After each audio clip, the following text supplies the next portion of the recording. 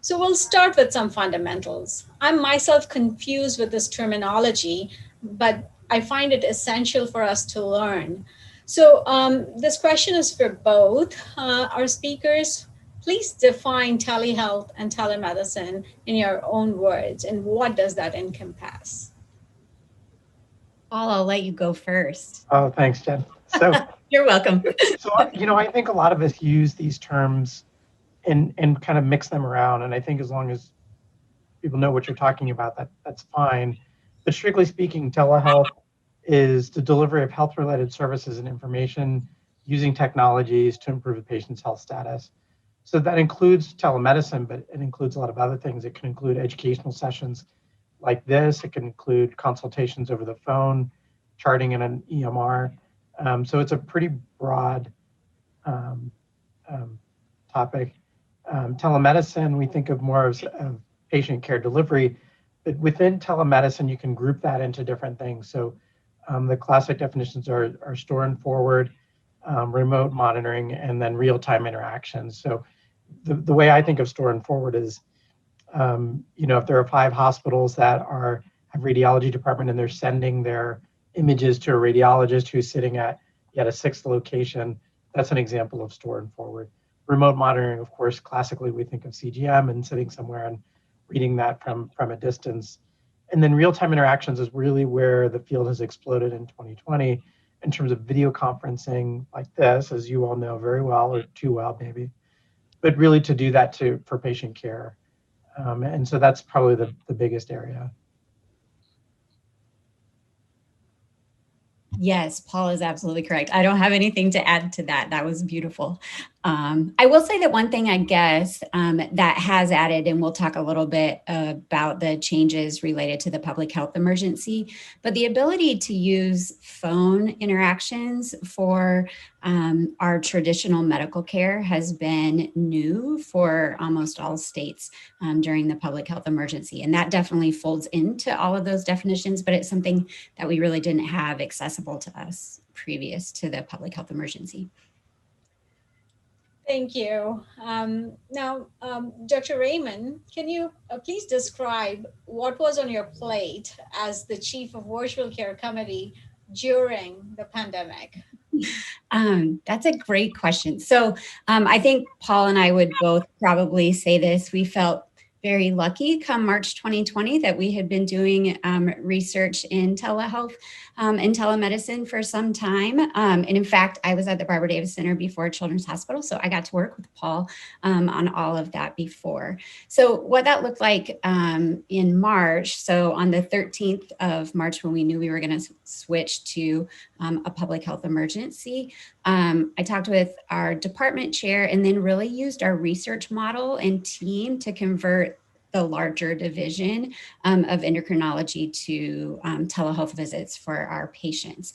From a hospital standpoint, in the virtual care committee, what that looked like was sharing. So prior to March, we had this strategic plan of a slow rollout and integrating, with different divisions, because it wasn't something that was widely done outside of our division. But in March, we started using everything that we had used for research to train other providers and team members, and then help other divisions switch over to that. And then now what I think we're doing is really looking at, one, I feel like telehealth needs a new marketing campaign, a new rollout that is a little bit more strategic, but also looking at creating dashboards and databases so that we can look for differences in virtual care outcomes as well as access. So that's kind of what we've moved to over the year. Thank you. Dr. Wadvan, you have been perfecting the art of telemedicine much before COVID-19 hit us. Please share your experiences. And do you think COVID has made us hit a fast forward button? Yeah, I mean, that's a really accurate description, I think. So at our center, we started using telemedicine for pediatric diabetes visits in 2012. And we started small. And typically what we had done is kind of a clinic to clinic based interaction. So I could sit here at the Barbara Davis Center and have a patient go to a local hospital in Wyoming or Western Colorado, several hours away from us, and then we could conduct a visit that way. So we could still get vitals and A1C, pump downloads, all of those things. And we gradually expanded that. We've been working with about 6 centers, a pediatric practice in Western Colorado from 2012 to 2019. And we were averaging a little over 300 visits a year, which for us means less than 3% of our total visits per year. March 2020 hit, as Jen mentioned, and it was like flipping a switch. And we automatically had to retool our division to do telemedicine for patients who are at home. We weren't seeing many patients in person unless they were emergent. And in 2020, 35% of our visits were done using telemedicine. So it was this exponential growth in a really short period of time. Now, I think the silver lining of that is I think telemedicine will have a use going forward, and it'll help us deliver better care. And then I think from a fellow's perspective, I think there are, an amazing number of opportunities right now because the field is exploding. And so, I think right now, being at this point in your career, it offers itself to some unique opportunities. Just to kind of add on to that, because I completely agree with everything Paul said. I think the other thing that's really incredible for fellows or any trainees coming up right now, the rest of us have been practicing only in-person care for decades, unless you're a Dr. Wadwa or some of our research. And so really considering that this is, I think it's not only a modality, but it's a different type of care with a different process. And I think it's, like I said, I think for those coming up in training, it offers a wonderful ability to help us all learn how to provide care in a virtual format in a way that's more patient-centered, but also provider-friendly. So. Thank you both. It makes me think, okay, as institutions, we may be ready, right? But are our patients ready for this? And that brings a big point. What are the striking disparities in telehealth that we are seeing that we need to be aware of and plan for? Dr. Raymond? Yeah, so I think there are many, and I think actually telehealth has a wonderful ability to help address disparities, but I think unless we are very intentional and focus on that, we will only widen the gap. And so I think we need to do our due diligence to address any inequities.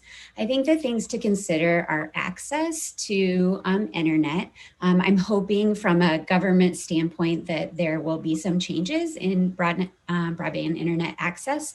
At least that's part of some of the plans. And acknowledging that not everyone has access to PCs or laptops or iPads or any tablet device. And so really considering about, hubs or schools or things, being creative in the community. And then I think from a language standpoint, that's something that we definitely consider at Children's Hospital Los Angeles. And so whether it be a platform that has the ability to connect to interpreters within it or some other system, I think that's really required for equity. And then I think, the onboarding process and what that looks like. I would back up and say that I think before doing any of that, the best approach is really working with patients and families and understand their interests, their needs, and their thoughts or concerns, because there are also, definite reasons why people would maybe feel uncomfortable with that approach to medicine. And we need to acknowledge it might not be for everyone. And at the same time, we probably have much to learn from engaging them in their care and having them help us develop what can be done. Thank you, Dr. Wadwa. What are the disparities which are starking for you, which are worrisome? Well, I think generally touched on them. I mean, it was like you're reading off my script because I made notes and I said, well, internet access and hardware and so on. So I, I, I agree with what she said. I think we have to view telemedicine as a tool, right? Either for patient care or for clinical research or however you're going to use it. And so we have to use it as best we can, but I also think we have to meet patients where they are, right? So if somebody says to me, I really would rather come and see you in person and do a face-to-face visit, great, then that's what we'll do. If they said, gosh, you have some real barriers to coming in person, but I can use video conferencing to still get that interaction with you, then we can implement that as a tool. I think the only thing I would add on is one of the things that's really important for diabetes is getting that data or information, right? So figuring out how we're going to do that. So many of the tools are moving towards more web-based interactions, right? It used to be that, Jen remembers too, that you'd have to find the right cable for the right thing and it has to fit into the right port. And, you have to make sure that you have the updated software and it might work in a PC, but not in a Mac. And if these tools are more web-based, then a lot of that goes away. And so I think in the next few years, that'll be a big advantage, but there are still people who will, not have the right updated hardware or software. And they may not have good internet access, right? They may have firewalls. So those may be things that may be difficult. Jen raised a good point with interpretation. So do we need an interpreter on that visit? So I think we have to be aware of those things and, where people want to use these tools, help them be comfortable and bridge those gaps and do that. And I think we have to be very aware that the people who may benefit from it most may have some real hurdles. So how do we reach out to them and engage them? Yeah. Yes, I agree with everything Paul said. And then I realized when he started that I had forgotten one thing that I had on my list, which was, and it's kind of just expanding on what Paul just said, but I think for telehealth or even patient care anytime out of a diabetes center, we need to continue to advocate for access to continuous glucose monitors and other devices that maybe don't require, some type of connection to a web-based app and can do it all Bluetooth. I think for all of us over the last year, realizing that, you can use CGM data and then discuss the GMI instead of sending someone, to a lab. I think that actually has a huge piece for inequity, or addressing inequity, because in many states, access to a CGM is really variable on the insurance. And even if it's accessible, it might be really challenging to meet all the expectations for a public insurer to cover it. And so I think there's many reasons for us to advocate for CGM access, but I do think that's one, being able to care for patients remotely. Thank you. We have some audience questions and I'll read it out. When using a telemedicine platform to provide care for patients who live outside your state of practice, have you experienced any issues with your hospital or insurance or malpractice with medical licensing and the ability to provide care across state lines? Paul, Yeah. you can start. Yeah, that's a great question. It is a big barrier. During the pandemic, states like Wyoming said if you have patients in our state, you can get temporary privileges to continue to deliver care. And some states lifted their rules. I not to say anything bad about Kansas, but Kansas said we were not going to lift those rules. And so, we have patients who are living in Wyoming, we could see them from hours away, and a patient who might live right across the Colorado-Kansas border and could not do that. And so you really do need licensing where the patient is. And that was the rule before the pandemic. Some of those temporary restrictions were there or temporary permissions were there, and we're seeing some of those go away. I think that, one of the things that I hope will come out of this, I was peeking in on the advocacy call before this, and I'm hopeful that federal legislation will change some of these rules so that if you have a patient in another state, you can still see them and do that. I think the other important piece that that was raised is the malpractice coverage. And I think that depends on your coverage. So if you're in private practice, that may look very different than if you're in an academic center like we are, and that really will flow through your academic center and how they do malpractice. So it's really important to know where the boundaries are and the limitations are so that we're staying within the confines and doing this correctly. I think, we have to work within the framework we have, but I think there's a lot of room for federal legislation to change how we do things in the future. Yeah, I agree with that. I think there's so many opportunities for advocacy in diabetes, and this is another one. And also the Interstate Medical Licensure Compact, which it's a group that are a program that allows for a license to be accepted in multiple states, and you are covered in whatever state you're practicing in, and then the receiving end can be, any of those states. There's many states considering it. There are also many states that are not considering it. So depending on where your state lies, there might be opportunities for state and federal advocacy related to that, because I do think that's I think all of us, wherever we practice, you have people go off to college or people that live in different states, and you would like to be able to care for them when they do that. So there's a similar question. What are your thoughts on telemedicine across state lines, which we discussed? What about internationally? Jen, I'm going to let you start on this one. I think we have done a lot of international work at the Children's Hospital here. I think a few things. One, it all goes back to your risk management and licensure and, of course, running through all of those processes, because there are some regulations related to international care.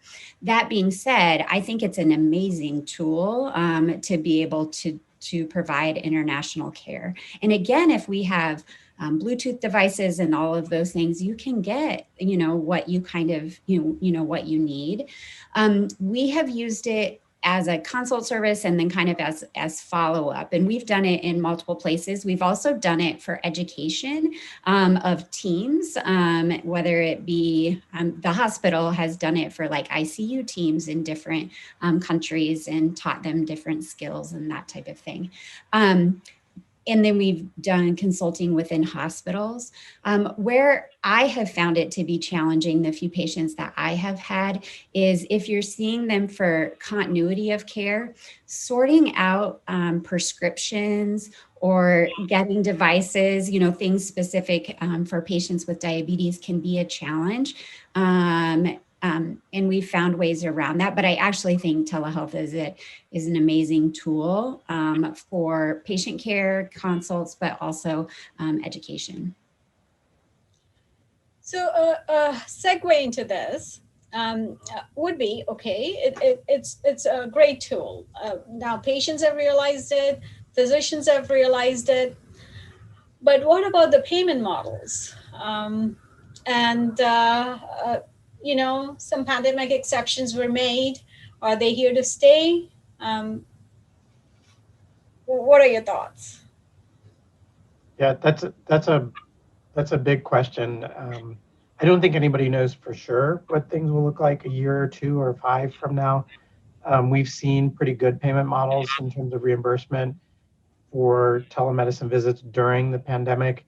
I've heard some people say that they're concerned about Medicare and Medicaid decreasing reimbursement for those visits, and some people feel like that that's going to stick around. I think again, I think there's room for legislation to say, in order to deliver the best care possible, this should stay. I think the other thing to think about is that there are some payment models where you have global packages. So in other words, if I have 100 patients, Kaiser, let's say, will pay our practice a certain amount of money to deliver care for those 100 patients, regardless of the frequency or the method of delivery. So in a high-risk patient, we may want to see them, every 4 to 6 weeks, and we may do that by video conferencing and use that as a great tool. Whereas somebody who's really high functioning, you may need to see them less often, and you could choose to see them in person, et cetera. So I think that's a different pay model that has a lot of potential in terms of how telemedicine can be used as a tool to figure out how you're going to most effectively deliver care. So again, I think there's a lot of room on this to see how it progresses as we go forward. But my hope is that it'll continue to get reimbursed and that payers will see the value of this in terms of delivering good care and hopefully, keeping the cost of care, decreasing hospitalizations and so on to keep that cost down. Yeah, I was going to say, the same things. I think there's, again, opportunities for advocacy. The other things that I think tie into the future of telehealth, but also very much payment, is really doing solid research and design so that we can show either equivalent or increased cost savings and the types of things that legislation or payers make, how they make their decisions. And so I think or hope those types of data will also help us with being able to continue to have reimbursement and then also continue to expand the way that we provide virtual care. There is a question in the chat. What patient population is eligible for a telemedicine visit, and what is the process to be used to triage patients? Jen, I'm going to let you. Okay, I was like, I love this question so much. So I think that everyone is eligible that has an interest if you have the tools to be able to support them. So I think, even patients that don't have the ability to download their data, I've had patients write them out and then share data with me that way. And I've also had some young adults that were like, I'm going to keep doing that because I actually learned something and I hadn't thought about that since I was, whenever I was diagnosed. So I think that there is a way to, get data. I also don't think there's reasons why specific A1Cs should or should not, or specific technologies should or should not be seen by telehealth. I think potential reasons, one would be the family would prefer in person, which I think that's great. And we will always have that as an option. Two would be if you don't have the resources to support them in their language or in whatever their learning, capabilities are or educational needs are, then I think that needs to be done in person. And then for anyone, and this is probably more in the adult world than in the peds world, but if there are complications and things that definitely require you to have an exam of some sort, that might be another reason. Although I've also had people take pictures of their feet or their sites or their whatever, and kind of do it that way. So yeah, Paul, I don't know if you have other thoughts. Yeah, no, I completely agree. I think on the other extreme, I would say that, we both have a pediatric perspective, but I've talked to providers who see older adults. And during the pandemic, some of them are actually really engaged in telemedicine because they didn't want to come into a hospital setting. They still wanted to meet their providers. But some people are less interested in that and really prefer that in-person contact. And so, they may not be the best candidates for telemedicine. I completely agree. If you need a physical exam, that's really important. So we have one question and 1 minute.